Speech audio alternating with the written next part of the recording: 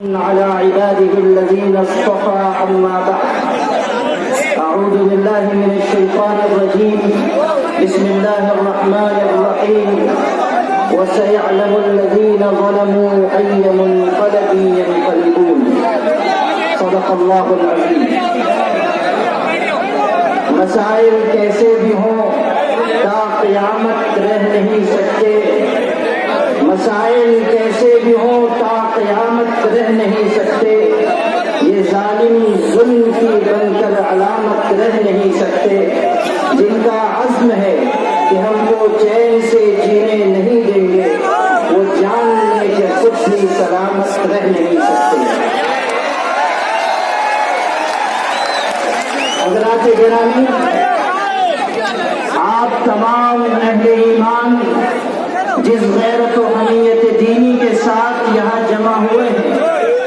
اس میں ایک مرتبہ پھر اس ملک کے برسر اختلاف طبقے کو، فرقہ پرست طاقتوں کو اور ظلم اور ستم کی راہ پر چلنے والوں کو یہ بتا دیا ہے کہ نہ صرف یہ کہ آپ میں دینی غیرت اور حمیت ابھی زندہ ہے، بلکہ آپ اپنے حقوق کو پانے کے لیے اور اس ملک میں باعزت طریقے سے زندگی گزارنے کے لیے قانونی لحاظ سے جہاں تک جا سکتے ہیں وہاں تک جانے کے لیے تیار ہیں۔ یاد رکھیے گا، ہمارا یہ دیش جمہوری دیش ہے، یہ سیکولر ڈیموکریٹک فیبرک رکھنے والا ایک وشال دیش ہے، اور اس جمہوری ملک میں جہاں ہم جی رہے ہیں ہمیں برابر کے حقوق حاصل ہیں۔ اگر کوئی یہ سمجھتا ہے کہ مسلمان 2 نمبر کے شہری بن کر جینے کے لیے تیار ہو جائیں، اگر کوئی یہ خیال کرتا ہے کہ مسلمان اپنے تشخص سے اور اپنے اسلامی شاعر سے دستبردار ہو کر اپاہجوں کی زندگی گزارنا پسند کر لیں، تو ایسے لوگ اپنی اس خوش فہمی کو اپنے ذہن سے نکال دیں، اس لیے کہ مسلمان جب تک اپنے لہو میں گرم ابلتا ہوا خون اور اپنے دل میں ایمان کی رمق رکھتا ہے، اس وقت تک ہتھیار ڈالنے پر کوئی قوت ہمیں مجبور نہیں کر سکتی ہے۔ ہم اپنے دین و ایمان کے ساتھ زندہ ہیں اور ہم اپنے دین و ایمان کے ساتھ زندہ رہیں گے، اور جو لوگ ہمیں قتل سے اور خون ریزی سے اور ظلم اور تشدد سے ڈرانے والے ہیں وہ سن لیں کہ مسلمانوں کی قوم وہ قوم نہیں ہے جو دبانے سے دب جائے، جو جھکانے سے جھک جائے اور جو ڈرانے سے ڈرائی جا سکے۔ ہم وہ قوم ہیں جن کے آباء و اجداد نے دشمنوں کی آنکھوں میں آنکھیں ڈال کر باتیں کی ہیں۔ ہم وہ قوم ہیں جنہوں نے مصائب اور مشکلات کی آندھیوں میں بھی اپنے ہونٹوں سے مسکراہٹ کو دور نہیں ہونے دیا ہے۔ ہم وہ قوم ہیں کہ جب ظلم کی بدلیاں آئی تو ہم نے صاف اعلان کیا، آندھیوں سے اور طوفانوں سے کہہ دیا کہ جاؤ، یہ راستہ تمہارا نہیں ہے۔ آپ یاد کر لیجئے کہ ہمارے آقا صلی اللہ علیہ وسلم جن کی مخالفت میں تمام دشمنان دل اکٹھا ہو چکے تھے اور آپ کے سر کی قیمت 100 سرخ متعین کر دی گئی تھی اور آپ غار ثور کی تنہائیوں میں جا کر روپوش ہو چکے تھے اور دشمن آپ کو ڈھونڈنے کے لیے نکلے تھے اور ان کے قدم غار کے دہانے تک پہنچ چکے تھے۔ ابو بکر صدیق گھبرا گئے اور انہوں نے کہا، اللہ کے رسول، دشمن ہمارے غار کے دہانے تک آ چکا، اگر وہ نیچے جھک کر دیکھ لے گا تو ہم کو پا لے گا۔ اس وقت ہمارے آقا نے فرمایا تھا پورا عرب دشمن ہے اور ایک طرف صرف ایک شخص ہے جس کو محمد رسول اللہ صلی اللہ علیہ وسلم کہا جاتا ہے۔ اس وقت آپ نے فرمایا کہ ابو بکر لا تحزن ان اللہ معنا، غم مت کرنا، اللہ کی طاقت ہمارے ساتھ ہے، خدا کی قوت ہمارے ساتھ ہے اور اللہ سے بڑھ کر کسی کی طاقت نہیں۔ آج جو ظلم و ستم کے راستے پر جا رہے ہیں اور تھوڑی سی کثرت اور تھوڑا سا اقتدار پا کر مغرور ہو جا رہے ہیں، وہ نہ بھولیں کہ اسی دنیا میں فرعون، حامان، نمرود اور شداد تھے، اسی دنیا میں ہٹلر اور مسولینی جیسے ظالم تھے، لیکن جب ان کا ظلم حد سے بڑھ گیا تو خدا تعالیٰ کا عذاب کا کوڑا ان کے اوپر برسا اور فرعون کو بھی مٹایا گیا اور فرعونیت کو بھی مٹایا گیا اور تمام ظالموں کو سسکا کر مارا گیا اور کہہ دیا گیا کہ تمہاری کیا طاقت ہے کہ تم خدا کی طاقت کے مقابلے میں کھڑے ہو سکو۔ کہنے والے نے کہا تھا، کہنے والے شخص نے کہا تھا اور کتنی خوبصورت بات کہی تھی کہ تمام دنیا کے ظالم انسان ایک ایک کر کے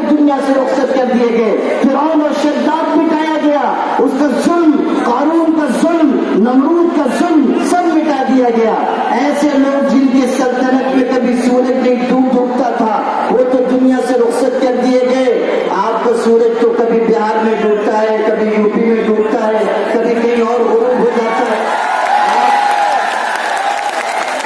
آپ اس بات کو اچھی طرح سمجھ لیجئے کہ اس دنیا میں اللہ کا ایک نظام چل رہا ہے، اسی نظام کے مطابق ہمیں باہمت اور حوصلے کے ساتھ آگے بڑھنا چاہیے۔ آج کی احتجاجی تاریخی ریلی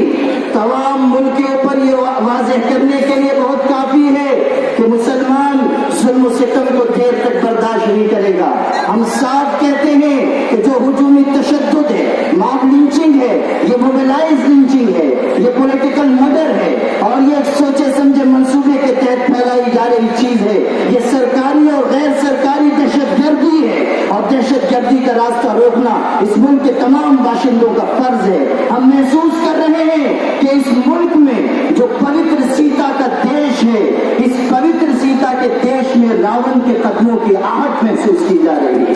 اور اس کا راستہ روکنا ہم تمام اہل ایمان کی ذمہ داری ہے۔ ماضی میں جو کچھ ہو چکا، لیکن ہم حکومت وقت سے کہنا چاہتے ہیں کہ آپ آگے آئیں اور اس ظلم کے اوپر روک لگائیں۔ ہمارے پرائم منسٹر صاحب جن کا بڑا احترام ہے اور ان کے منصب کی بڑی عزت ہے اور ہم بھی قدر کرتے ہیں، لیکن ہم ان سے یہ کہنا چاہتے ہیں کہ آپ کے لیے کافی نہیں ہے کہ آپ پارلیمنٹ میں یہ صرف یہ کہہ دیں کہ ہم اس گھٹنا پر دکھت ہیں اور اس کے بعد آپ اسے روکنے کی کوئی کوشش نہ کریں۔ گڈ گورننس کا دعویٰ اگر آپ کا ہے، اگر آپ سب کا ساتھ، سب کا وکاس، سب کا ساتھ، سب کا وشواس کی بات کرتے ہیں، تو آپ کی ذمہ داری ہے کہ آپ اس ظلم کو روکیں، ورنہ یاد رکھیے گا پھر آسمانوں سے ظلم کو روکا جائے گا اور اس کو روکنے کی طاقت آپ کے اندر موجود ہے۔ میرے بھائیوں، مالیگاؤں غیرت دینی اور حمیت ایمانی کا شہر ہے، اور مجھے خوشی ہے کہ جمعیت علماء جو ایک مذہبی اور ایک بہت ہی معتبر سیاسی سماجی تنظیم ہے، اور جس نے برسوں تک اس ملک کے مسلمانوں اور ملک کے باشندوں کی خدمت کی ہے، اس کی آواز پر اور تمام مسالک اور مکاتب فکر اور تمام سیاسی پارٹیز کی دعوت پر، ان کی آواز پر لبیک کہتے ہوئے آپ یہاں آئے ہیں، اور آپ نے یہ بتا دیا کہ آپ مظلوم کے ساتھ ہیں اور ظالم کے خلاف ہیں۔ آپ نے بتا دیا کہ آج بھی آپ کے اندر دینی حمیت و غیرت باقی ہے۔ اس شہیدوں کی یادگار تک آنے سے اور آپ کی اس قربانی سے ایک مرتبہ پھر یہ بات تازہ ہو گئی کہ جن لوگوں نے اس ملک کی آزادی کے لیے اپنا خون بہایا تھا، ہماری رگوں میں انہی کا خون دوڑ رہا ہے۔ ہم ان لوگوں سے تعلق رکھنے والے نہیں ہیں، ہمارے آباء و اجداد میں نہیں ہیں جنہوں نے انگریزوں کے سامنے جا کر معافی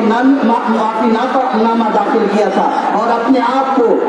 انگریزوں کے پنجے ستم سے بچانے کی کوشش کی تھی۔ میرے بھائیوں، آپ کا یہ اتحاد بڑا قیمتی ہے، اور یہ تمام مسالک، مکاتب فکر، تمام سیاسی پارٹیز کا ایک منچ پر اکٹھا ہونا اور تمام مسلمانوں کا بلا تفریق مشرب یہاں جمع ہونا اس بات کی علامت ہے کہ مسلمان آج بھی الحمدللہ متحد ہیں اور ظلم کو روکنے کی طاقت رکھتے ہیں۔ میں پوری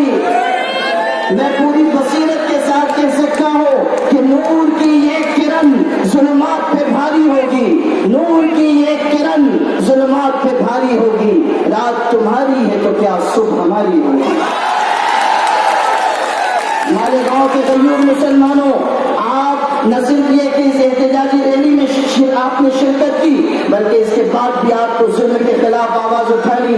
اور تمام برسر اقتدار طبقے کو یہ پیغام دینا ہے کہ یہ دیش ہمارا دیش ہے، اس دیش سے ہم کو محبت ہے اور پریم ہے، اور ہم کبھی اس دیش کو مٹتا ہوا، اس دیش کو غلط سمت میں جاتا ہوا نہیں دیکھ سکتے۔ اگر یہاں یہ بدامنی پھیلے گی تو ملک کا نقصان ہوگا اور دیش کا نقصان ہوگا، اور ہم جیتے جی اس کو برداشت نہیں کر سکتے۔ یہ دیش ہمارا ہے، یہ دیش ہمارا تھا، یہ دیش ہمارا ہے، یہ دیش ہمارا رہے گا، اور ہم اپنے لہو کے آخری قطرے تک اس دیش کی حفاظت کریں گے۔ میرے بھائیوں، آج آپ تمام مسلمان بھائی اس مجمع سے یہ پیغام لے کر جائیں کہ آپ کو نہ صرف یہ کہ ظلم کے خلاف کھڑے رہنا ہے، بلکہ آپ کو